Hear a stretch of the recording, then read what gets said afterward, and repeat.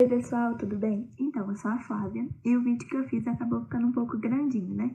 Daí por isso, logo depois desse vídeo daqui, eu vou deixar uma tela preta com o tempo de início da resolução de cada questão. Por quê? Porque às vezes você não quer assistir todas as resoluções e nem teve dúvida em todas as questões. Daí é só vocês pularem para as questões que vocês tiveram dúvida, tá bom? Tchauzinho!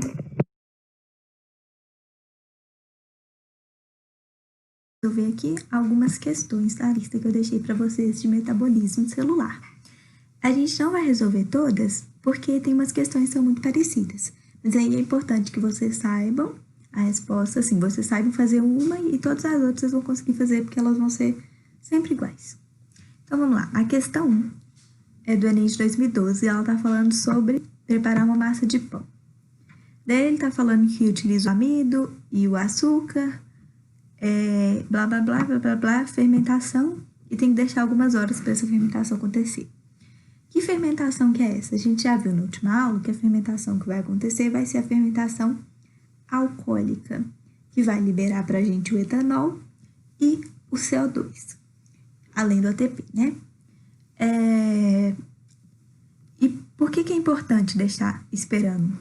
Exatamente por causa desse CO2. A gente tem que deixar a fermentação acontecer, ela vai liberando CO2 e o CO2 vai fazer com que a massa cresça. Então, a resposta é a letra B, é quando ocorre a formação do dióxido de carbono. Porque, ó, o resto até acontece, mas não é exatamente o que faz a massa crescer. Na verdade, esse aqui da transformação da água líquida em vapor d'água não acontece, né? Só quando a gente eventualmente aquecer isso aí. Evaporação do álcool vai acontecer quando a gente ferve a massa, quando a gente coloca no fogo, no forno, no que seja. Então, por isso, letra B, ok? A questão 2 é mais uma questão de fermentação, só que aí ela tá ligada com o nome. Então, vamos lá. Na preparação, blá, blá, blá, contido no fermento. A sua finalidade é fazer com que a massa cresça por meio da produção de gás carbônico. Esse processo químico é causado pela glicogênese lática. Não, na verdade, eu nem sei se a gente pode usar esse nome, glicogênese, com o termo lático, né? Então, assim, além de ser estranho, a gente tem o lático também, e a gente está falando aqui de uma fermentação alcoólica. Fermentação alcoólica, letra B. Mas, enfim, vamos ver as outras. Produção de ácido lático? Não, produção de ácido lático vai ser fermentação lática. Lembrando, a fermentação alcoólica vai produzir CO2 mais etanol. Que letra horrorosa. Desculpa, tô fazendo isso pelo computador, fica difícil. Ok. Produção de lactobacilos, a gente já viu também na aula que os lactobacilos estão ligados à fermentação lática e eles não são produzidos, né? Eles também são micro-organismos que vão fazer a fermentação lática.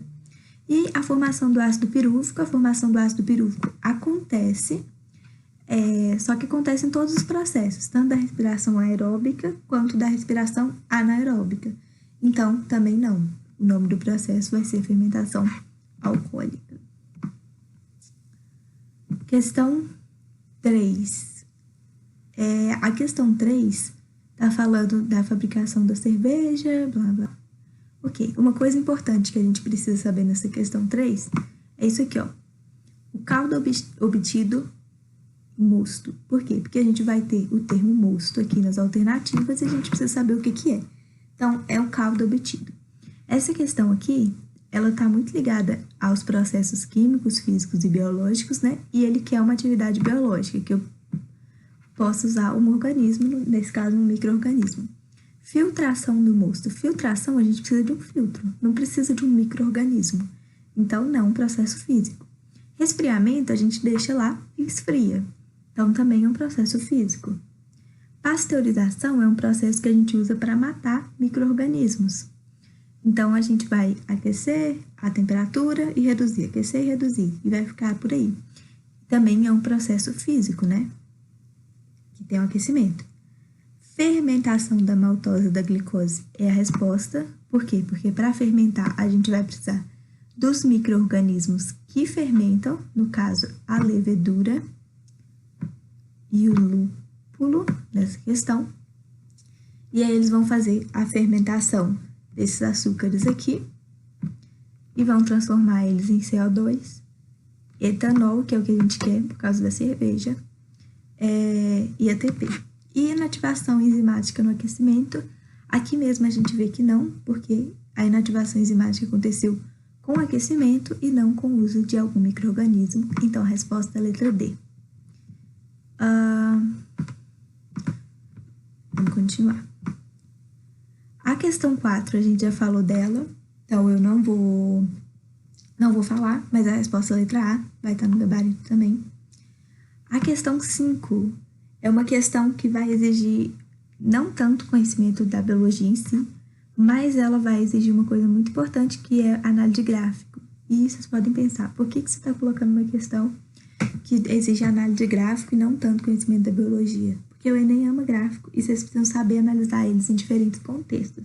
Então, assim, se eles conseguirem colocar na prova de linguagens gráfico, eles vão colocar. E vocês precisam saber interpretar, tá bom? Então, vamos lá. Ele tá falando, blá, blá, blá, do vinho. E aí ele fala assim, o teor alcoólico do vinho deve-se à fermentação dos açúcares no suco de uva e a acidez é proporcional à concentração do ácido tartárico e málico. Daí a gente vai analisar aqui nesse gráfico. Só vou aumentar ele um pouquinho. O que acontece se a gente colher mais cedo ou mais tarde, depois a gente olha as alternativas, tá bom? Então, eu vou fazer um traço para vocês conseguirem visualizar melhor. Se a gente colhe mais cedo, o tempo vai ser menor, vai ser mais aqui nessa região. Então, a gente vai ter mais ou menos isso aqui de ácido tartárico, isso aqui de ácido lático e isso aqui de açúcar. Isso é na uva, né? E se a gente colhe mais tarde, deixa eu tentar pegar uma outra cor aqui, verde, a gente vai ter mais ou menos isso aqui de ácido málico, isso daqui de ácido tartárico, aqui, e isso daqui de açúcar. Isso é muito importante que vocês façam durante a prova, que vocês rabisquem o gráfico mesmo, para vocês conseguirem entender, tá bom? Então, ótimo. Então, vamos fazer a análise. Se a gente colhe mais cedo, a gente tem muito açúcar, a gente tem menos açúcar, muito ácido tartárico e muito ácido málico. O que significa dizer, a gente já viu que a acidez é proporcional à concentração de ácido tartárico e málico, então mais cedo a gente vai ter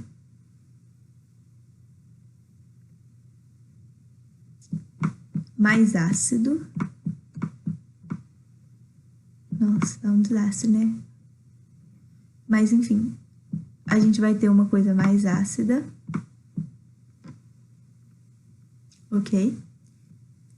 E menos alcoólica, porque a gente vai ter menos açúcar. Menos álcool, vou escrever assim. Álcool. Ácido vai ser AC, tá? Porque tá muito feio isso aqui. E mais tarde, que vai ser só o T, a gente vai ter uma concentração baixa de ácido málico e de ácido tartárico, comparando com a concentração de mais cedo. Então, a gente vai ter menos ácido e a gente vai ter mais açúcar, né, que vai ser fermentado. Então, consequentemente, a gente vai ter mais alcoólico, porque na hora que a gente fermentar, a gente vai ter mais açúcar para a gente fermentar. Então, vamos analisar as alternativas. Mais cedo para a obtenção de vinhos menos ácidos e menos alcoólicos, não. Mais cedo para a obtenção de vinhos mais ácidos e mais alcoólicos, não. Mais tarde para a obtenção de vinhos mais alcoólicos e menos ácidos, sim. A resposta é letra C. Ok? Então, é isso.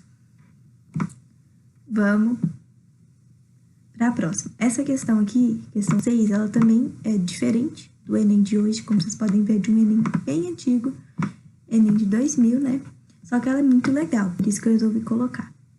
Tá falando do processo de fabricação de pão, e daí os padeiros, eles vão separar uma porção de massa em forma de bola e mergulhar num recipiente com água, aguardando que ela suba. A gente vai olhar na imagem. Quando isso acontece, a massa está pronta para ir para o forno. Então tá. Vamos lá. Um professor de química explica esse procedimento da seguinte maneira. A bola da massa torna-se menos densa que o líquido e sobe. A alteração da densidade deve-se à fermentação. E a fermentação que a gente está vendo vai ser alcoólica, que vai liberar o álcool e o gás carbônico. Se ela se torna menos densa, é porque a gente vai ter, provavelmente, produção de gás, né? Então, vamos lá. Considere as afirmativas a seguir. Fermentação dos carboidratos na massa de pão ocorre de maneira espontânea e não depende da existência de qualquer organismo vivo. A gente sabe que isso aqui é uma mentira, porque a fermentação, ela depende de micro-organismos, que nesse caso pode ser as leveduras, entendeu? Então, essa aqui é uma mentira, depende da existência. 2. Durante a fermentação ocorre a produção de gás carbônico, que a gente consegue ver aqui na fórmula, que vai se acumulando em cavidades no interior da massa e faz a bola subir. Sim, pessoal, isso diminui a densidade da massa, porque o gás carbônico é bem menos denso que a água, e daí a gente consegue fazer a bola subir. E a fermentação transforma a glicose em álcool, como o álcool tem maior densidade do que a água, a bola sobe. Não, o álcool tem menor densidade do que a água, beleza? E o mais importante para a bolinha subir vai ser a produção do CO2. Então, apenas a 2 está correta. Resposta letra B. Essa aqui também é muito legal e é sobre gráfico também, importante. Então, no gráfico, a gente observa a produção de CO2 e ácido lático no músculo de um atleta que está realizando atividade física. Então, tá. Então, ele tem 2 momentos. Como a gente pode ver aqui pelo tempo 0 e tempo 1, ele tem 2 momentos. No primeiro momento, ele libera muito CO2 e depois esse CO2 estabiliza. Ele começa liberando muito, estabiliza, e no segundo momento, ele tinha uma concentração 0 de ácido lático e aí a concentração de ácido lático sobe. E a concentração de CO2 quase desaparece, né? O que acontece? Vocês lembram que eu falei com vocês que o músculo ele é capaz de fazer fermentação e respiração aeróbica? Então, e vocês lembram que a fermentação que o músculo faz é a lática, que não libera CO2? O que está acontecendo é isso daí, ó. No primeiro momento, ele vai fazer a respiração aeróbica, por isso está liberando CO2, a respiração aeróbica libera CO2, vocês lembram? Que é quando ele tem a opção de escolher.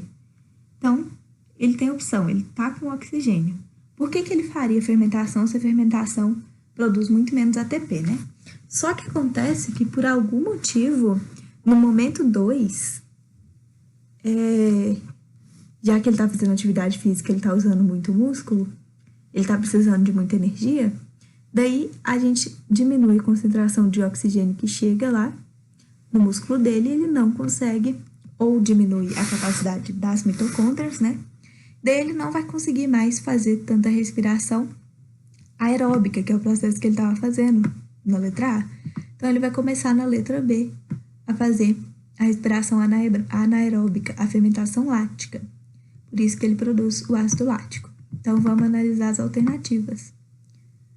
A partir de T1, que vai ser o momento que ele faz a fermentação lática,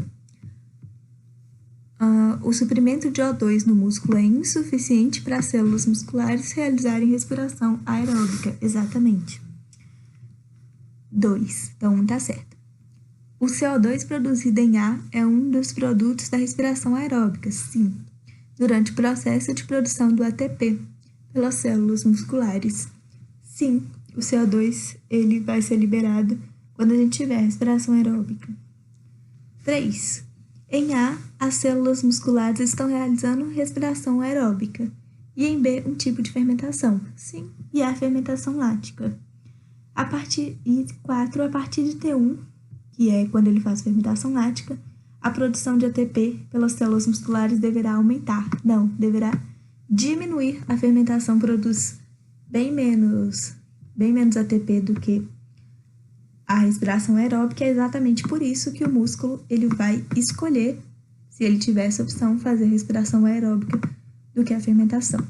Então, 1, 2 e 3 estão corretas. Resposta letra C. Questão bem mais complicada do que o Enem costuma a cobrar, ou costumava a cobrar, sobre esse assunto do metabolismo celular. Ela é uma questão que seria considerada difícil. Então, assim, vocês já sabem, né? Ou se não souberem, é importante saber que se vocês encontrarem uma questão difícil e não conseguirem fazer, é melhor vocês pularem essa questão e garantirem as fáceis, tá? Por causa do método de correção do Enem. Então, errar essa questão não ia ser tanto perda de ponto assim, se vocês acertassem todas as fáceis. Mas ainda assim, vamos fazer. Do Enem do ano passado. O DNP é o conhecido desacoplador da cadeia de elétrons da mitocôndria e apresenta efeito emagrecedor. Contudo, por ser perigoso e pela ocorrência de casos letais, seu uso como medicamento é proibido em diversos países. Então, o que ele vai fazer? Ele vai capturar no espaço intermembrana prótons H+, provenientes da atividade das proteínas da cadeia respiratória, retornando-os à matriz mitocondrial. Daí, esses prótons não vão passar pelo transporte enzimático na membrana interna. Então, vou fazer um desenhozinho aqui para a gente entender o que ele está falando. Aqui, a gente vai ter a mitocôndria. Aqui é a membrana externa. Aqui é a membrana interna. E aqui vai ser o espaço intermembrana. Espaço intermembrana. O que acontece é que a gente vai ter um bombeamento aqui de muitos prótons H+, então a gente vai ter muitos prótons H+ aqui nesse espaço.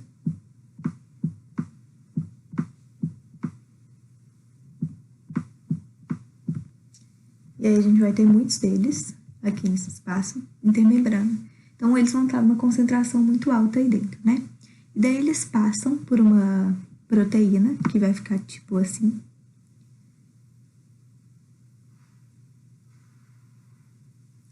Que se chama ATP sintase e que vai ser importante no processo de produção do ATP.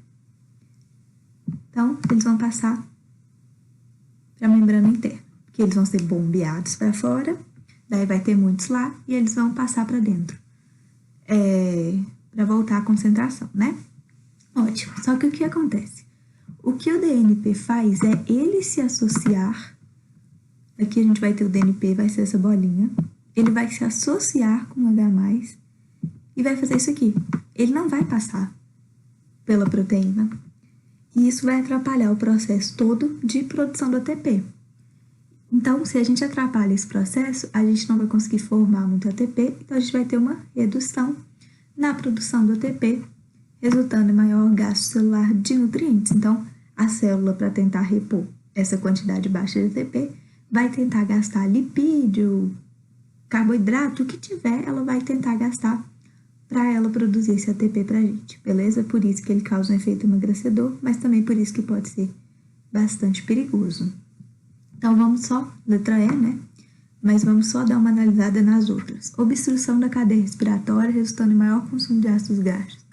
Não, que ele não necessariamente está obstruindo, ele está atrapalhando, mas ele não está obstruindo. Bloqueio das reações do ciclo de Krebs. Não, a gente não está falando de ciclo de Krebs, né? E não tem nenhum indício que o ciclo de Krebs foi afetado aí. Diminuição da produção de acetil-CoA, resultando em maior gasto celular de piruvato. O acetil-CoA está lá em cima da reação, então também não. Inibição da glicólise, também não está inibindo a glicólise, que está lá em cima também da respiração, no processo de respiração. Mas uma coisa é que possivelmente a glicólise pode ser aumentada para tentar suprir esse gasto, né? Então, a gente pode ter, pelo contrário, um aumento da glicólise para tentar suprir a pouca produção de ATP. E a redução da produção de ATP, letra E. E a resposta é correta, beleza? Então é isso, galera. Espero que vocês tenham aproveitado e tenham conseguido entender suas dúvidas. Se vocês não tiverem conseguido, vocês podem deixar as perguntas nos espaços de perguntas certas lá que eu vou responder, tá bom? É isso. Tchauzinho.